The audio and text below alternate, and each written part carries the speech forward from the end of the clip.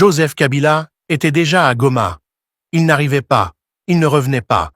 Il y était bien installé, et c'est là qu'il a prononcé son discours. Ce n'était pas un retour, mais la mise en scène d'une alliance dangereuse avec le RDF rwandais et les terroristes du M23.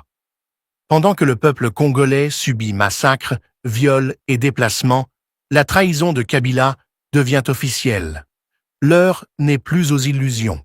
Tshisekedi doit agir avec fermeté pour défendre la République, soutenu par les FARDC et les courageux Wazalendo.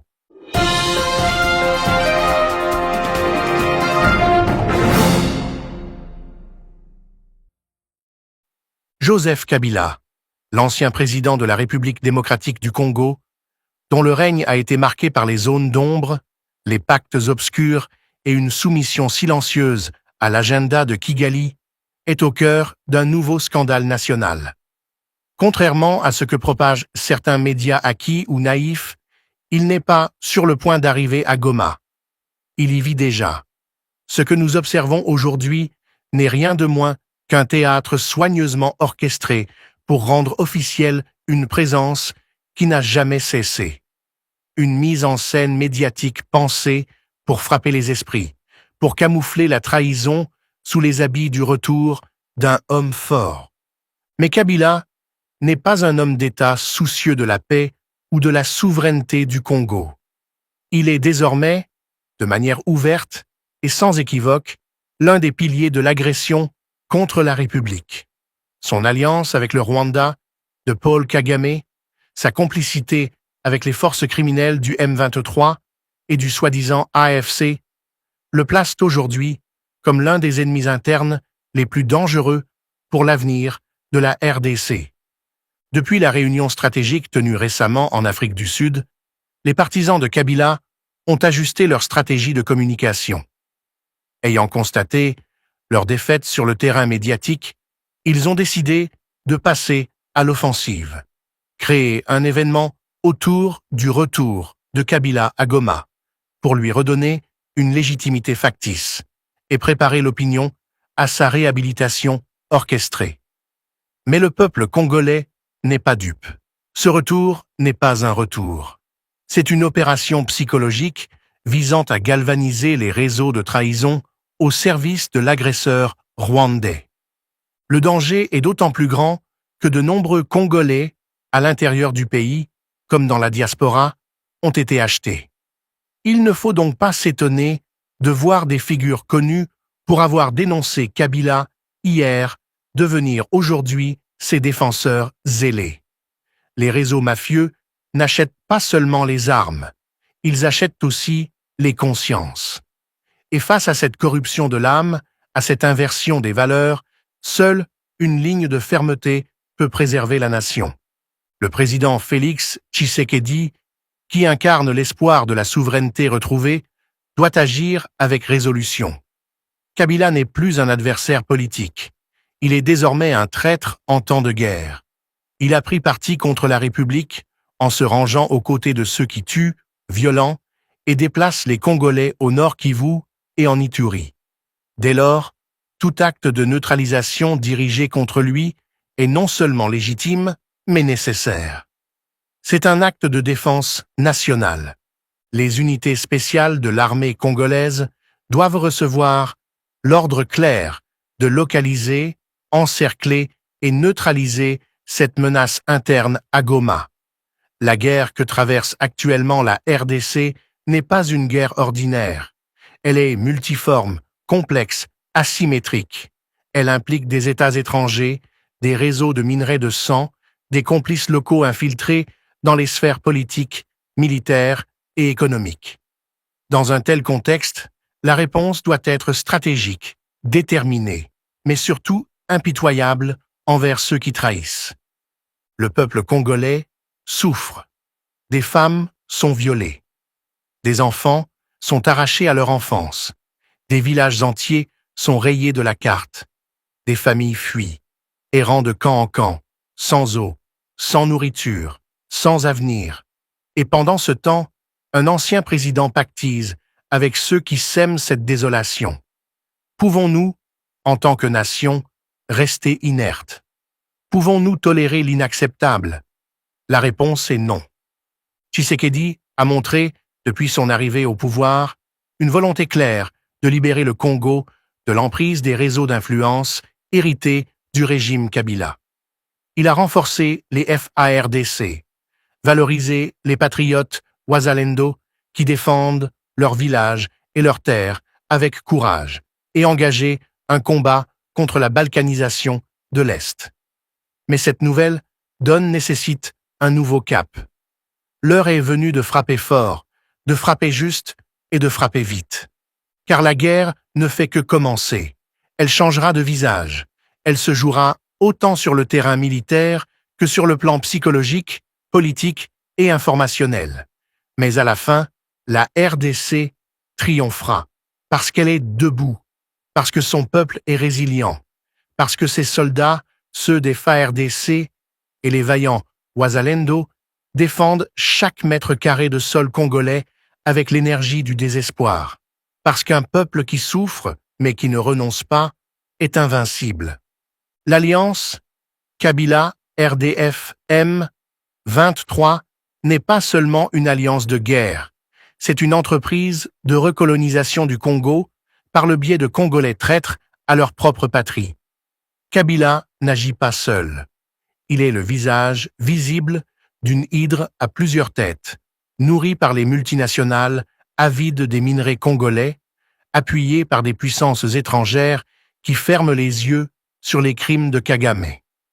Il est urgent que justice passe et que la RDC, dans une démonstration de souveraineté retrouvée, montre que plus jamais elle ne tolérera la trahison.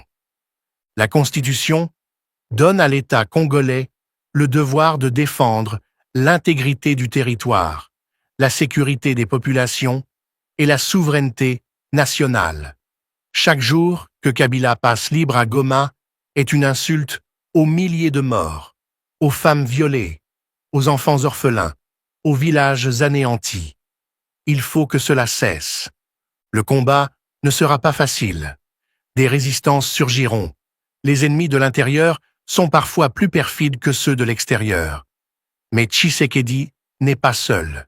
Il a avec lui la légitimité du peuple, la bravoure des FARDC, l'engagement indéfectible des Wazalendo et le souffle de l'histoire. Cette guerre, le Congo la gagnera. Elle marquera la fin d'une ère d'humiliation et l'aube d'un Congo nouveau, fier, debout, souverain. Il faudra aussi que des enquêtes judiciaires soient ouvertes, que les complices de Kabila dans les institutions soient identifiés, arrêtés et jugés. Aucun général, aucun ministre, aucun député ne doit se sentir à l'abri. La République doit se nettoyer de l'intérieur, expurger les restes d'un système qui a permis à l'ennemi d'entrer dans la maison. Le peuple congolais ne réclame pas la vengeance, il réclame la justice. Le silence complice des grandes puissances sur la présence du RDF en RDC, leur refus de sanctionner Kagame malgré les preuves accablantes et leur double discours sur la paix montrent que la RDC ne peut compter que sur elle-même. Mais elle peut le faire. Elle a la force, elle a la volonté, elle a la légitimité. La RDC est à un tournant historique. Soit elle se libère de ses chaînes internes et externes, soit elle sombre. Le président Tshisekedi, par ses actes, montre qu'il a choisi la voie de la dignité. Il a désormais le devoir d'aller jusqu'au bout. Traquer Kabila à Goma, ce n'est pas seulement une opération militaire, c'est un acte de souveraineté. C'est un message envoyé à tous les Congolais. L'ère de l'impunité est terminée. L'histoire jugera, et elle jugera durement ceux qui, par calcul ou par lâcheté, auront pactisé avec le mal. Elle célébrera en revanche ceux qui, dans l'ombre ou au front, auront refusé la honte. Le sang congolais versé appelle des comptes. Il est temps d'y répondre. Le Congo vivra, le Congo vaincra, et jamais plus un Kabila ne trahira impunément. J-2, les 12e sommets du mécanisme régional du suivi de l'accord cadre pour la sécurité et la coopération s'ouvrait déjà le mercredi 28 mai prochain à Kampala, en Ouganda. Et 48 heures avant la tenue de ces sommets, le président en exercice de ces mécanismes, qui est le président ougandais, a été reçu hier par le président de la RDC. Évariste Ndayishimiye et Félix-Antoine Tshisekedi ont réévalué cet accord cadre d'Addis Abeba signé par 11 pays africains il y a plus d'une décennie. Plus de précision avec Guilain Kabalondi. Ces déplacements à Kinshasa ne sont plus à compter. La preuve d'une relation de bon voisinage au beau fixe. Ce dimanche matin, le président de la République du Burundi, Évariste Ndayishimiye, est arrivé à Kinshasa pour une visite de travail. Accueilli à l'aéroport international d'Njili par le vice-premier ministre et ministre de la Défense, le président burundais a ensuite pris la direction du palais présidentiel de Mongaliema, où l'attendait son homologue de la République démocratique du Congo, Félix-Antoine Tshisekedi Tshilombo. Accolade, chaude poignée de main, les deux chefs d'État se sont retirés pour une rencontre en tête-à-tête de plusieurs heures. Ces voyages du président de la République du Burundi et président en exercice du mécanisme régional de suivi de l'accord pour la paix, la sécurité et la coopération pour la RDC et la région s'inscrit dans le cadre de consultations avec son homologue Félix Tshisekedi en prélude au 12e sommet du mécanisme régional de suivi de l'accord prévu ce 28 mai 2025 à Kampala en République d'Ouganda, sommet durant lequel Évariste Ndayishimiye passera le règne de la présidence du dit mécanisme, indique un communiqué de la présidence du Burundi. 12 ans après sa mise en place, le mécanisme national de suivi de l'accord cadre a fait l'objet d'une évaluation par les deux chefs d'État avant une autre évaluation collective des chefs d'État au sommet de Kampala. Signé en 2013, cet accord visait à promouvoir la paix, la sécurité et la coopération en RDC et dans la région des Grands Lacs, en mettant l'accent sur la résolution des conflits armés et la protection des droits humains. Au sortir de cette entrevue, aucune déclaration officielle n'a été faite. Pour le départ de son hôte de marque, le président Félix Tshisekedi l'a accompagné jusqu'à l'aéroport international de Njili. Les deux dirigeants vont poursuivre leurs entretiens lors du sommet de Kampala annoncé pour ce 28 mai 2025.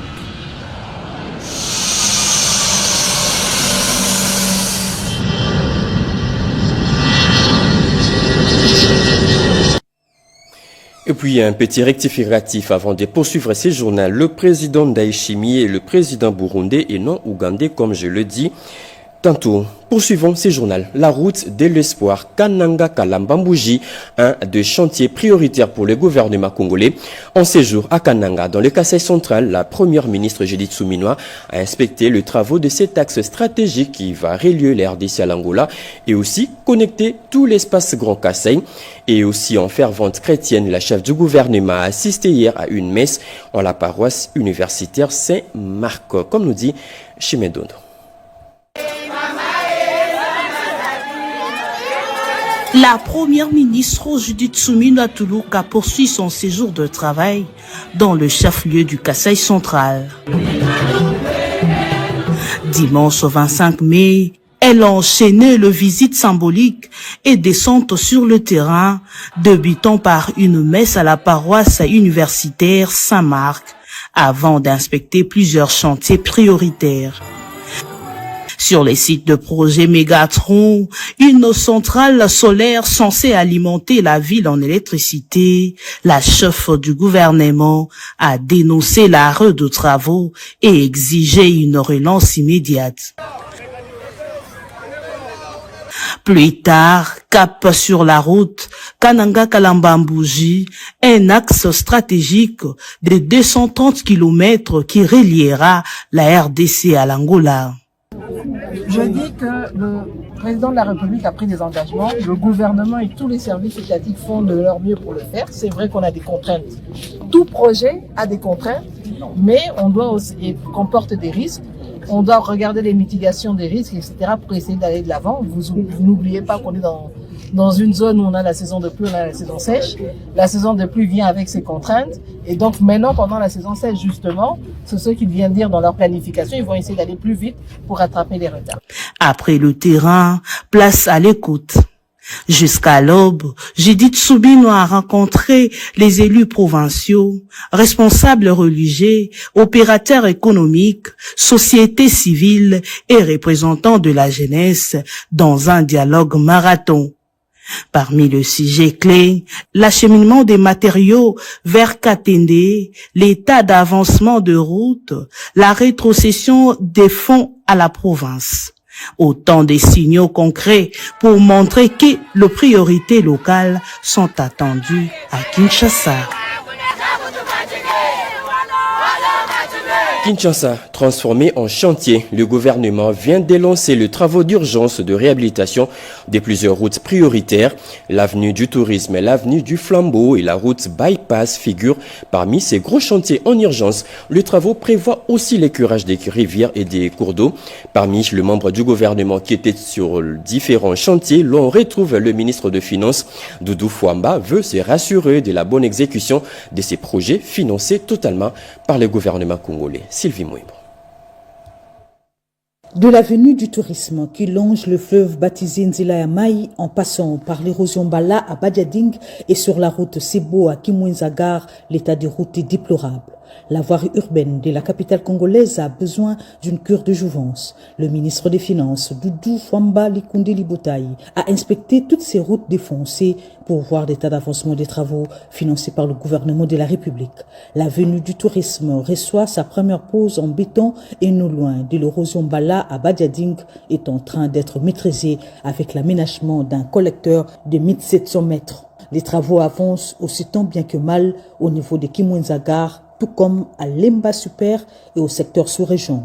Après la partie ouest de la ville, l'Argenté nationale a mis le cap sur la partie est avec l'inspection du saut de mouton à la hauteur du quartier de Bonhomme. Sur l'avenue Flambeau, où les eaux de pluie ont du mal à être évacuées, le génie de la voirie a mis en place des travaux de drainage. Les routes Mantankoum et le célèbre boulevard Kimbuta a été passé au peigne fin par le ministre des Finances qui s'est dit satisfait après cette ronde.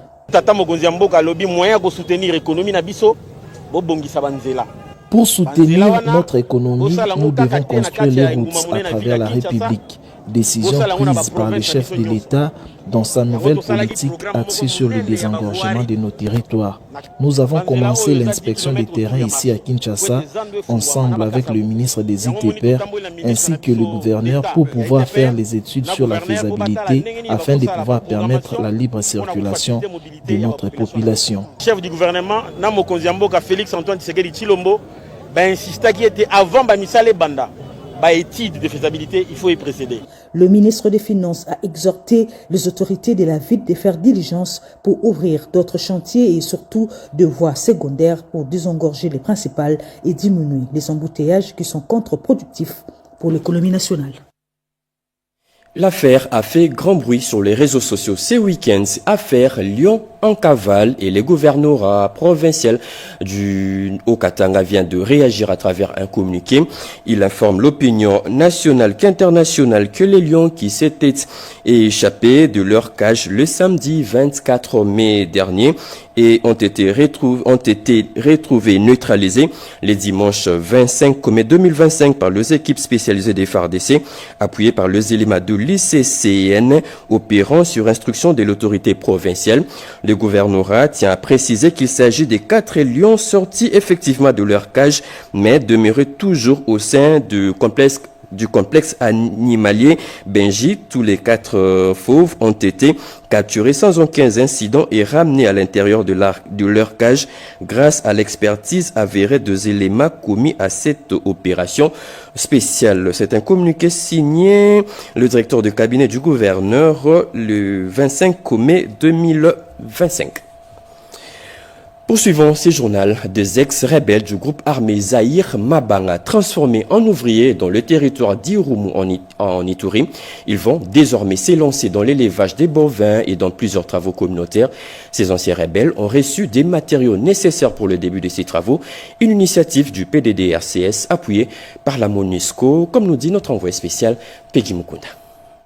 Chose promise, chose due, il a promis, le moment est arrivé pour la concrétisation et la matérialisation de sa promesse faite aux démobilisés de la province de l'Ituri. cap vers les projets de réinsertion et de réintégration effective pour la transformation des démobilisés en acteurs de développement.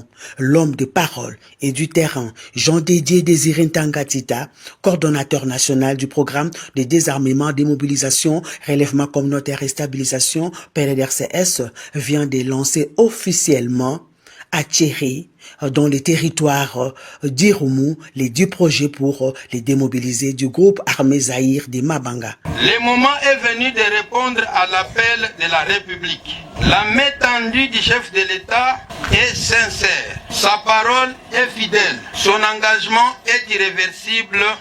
Écoutez-moi et revenez à la maison. Une belle histoire écrite avec son partenaire, la MONUSCO, cette dernière engagée et déterminée à soutenir et accompagner les programmes. Vous allez commencer maintenant à générer des revenus avec vos propres mains suite à votre acte courageux de déposer les armes. Sans oublier les témoins oculaires et l'envoyé spécial du gouvernement souminois, le professeur Jean-Diour Moulande, aux aguets pour s'assurer de l'effectivité du processus. Une joie immense pour les bénéficiaires. Me faire rentrer dans ma famille propre, en tout cas, je dis merci. Nous ne pouvons que dire merci quand nos jeunes enfants sont de retour à la maison. Missa Langue Banda pour la matérialisation de la vision du chef de l'État, Félix-Antoine Tshisekedi, qui tient à la stabilisation dans l'est du pays. Et puis c'est communiqué, le cabinet de l'auditeur général près la haute cour militaire informait l'opinion publique que sur les réseaux sociaux circulent des informations erronées attribuées à l'auditeur général, lequel font les buzz sur plusieurs forums au sujet des activités parlementaires du Sénat de notre pays. Les cabinets de l'auditeur général près la haute cour militaire tient à démentir ces faux propos et à préciser qu'étant soumis à l'obligation de réserve, l'auditeur général n'a tenu aucun point de presse ni accordé une interview à un quelconque journaliste et ne s'est confié encore moins à un organe de presse pour ces faire. La photo et les gardes militaires qui apparaissent sur les pseudo-posts internet datent d'avant la prise de fonction de messieurs l'auditeur général. En conséquence, son cabinet met en garde les auteurs de ces fameux posts internet tout en les prévenant qu'ils n'hésiteraient pas à les traduire en justice pour qu'ils subissent la rigueur de la loi au cas où ils seraient démasqués. Fait à Kinshasa le 23 mai 2025, le directeur des cabinets de l'auditeur général près la haute cour militaire, Makutu Mwendele Odon. Les femmes du territoire des Faradjé dans le Haut-Touélé solidaires à la population de l'Est victime d'une guerre d'agression. Ces femmes viennent de faire un don de quelques produits agricoles à cette population meurtrie. Un don remis au ministre d'État en charge de développement rural, Moindo Nzangi.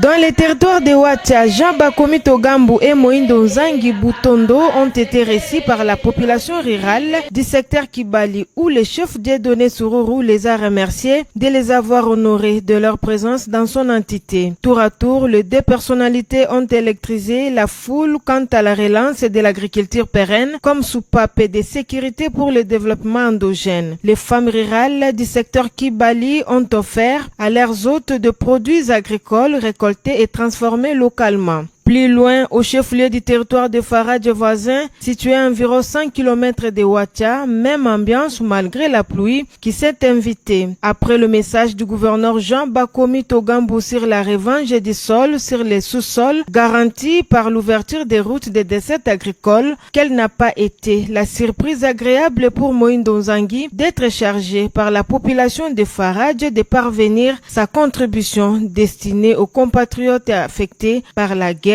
à l'est. De face à la République démocratique du Congo, ezaka affaire à ba militaire té, eza affaire à ba congolais nyoso appuyé par des sénabiso pour la maïmatali moka. Message au Pessi, c'est un message important et ça me touche. Ezola kisanga ke attaque au biso pour la bitumba, binope posa elongo na biso na kati ya malheur au dans le pays.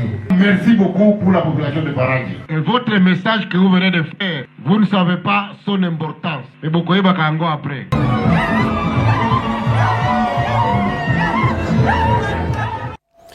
Sans audience ni protocole, l'administration militaire de la province d'Elituri a échangé et écouté la population. La situation sécuritaire, économique et sociale, ce sont des sujets débattus lors de ces échanges. Regardez. Lors de sa marche pédestre d'endurance physique sur fond de reconnaissance de coins et recoins de la ville de Bunia, effectue chaque week-end le commandant des opérations population pour le travail réalisé sur le plan sécuritaire et des développements.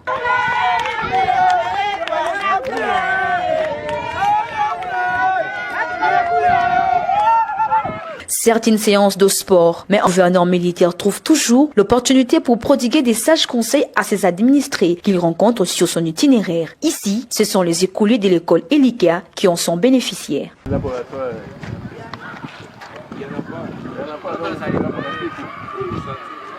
Ah, vous n'étiez pas au chantier là-bas, j'espère. Aujourd'hui, un modèle de la discipline, du patriotisme et d'un leadership transformationnel, Johnny Luboya partage son expérience avec les étudiants de l'Université anglicane du Congo. Beaucoup de courage et de... Merci. Vous n'êtes pas au moment de jouissance maintenant c'est le moment de sacrifice. La vie, c'est trois faces. D'abord, vous commencez avec